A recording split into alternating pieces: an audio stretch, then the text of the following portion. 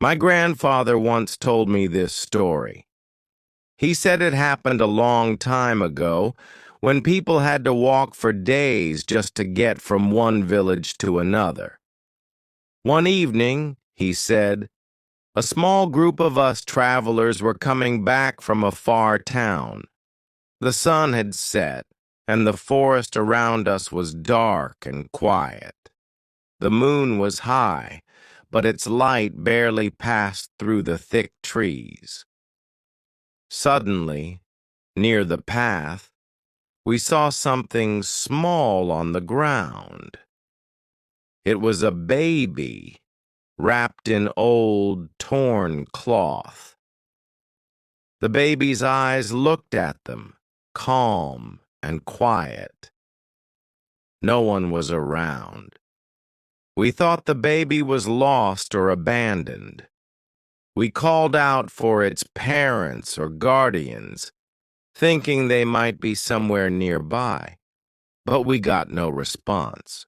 After a while, we decided that, even though we were scared, we didn't want to leave the child alone in the forest. So, we picked him up. At first, the baby was light, almost easy to carry, but as the night went on, we began passing him around to each other as he got heavier and heavier, like someone was slowly putting more and more weight on their arms. But then something strange happened. When we finally reached a clearing, the moonlight fell fully on the baby. We looked down and were shocked.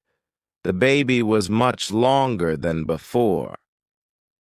As we held him in our arms, his legs stretched almost all the way to the ground.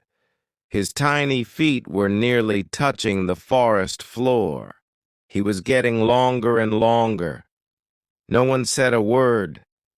The baby still looked calm. Too calm.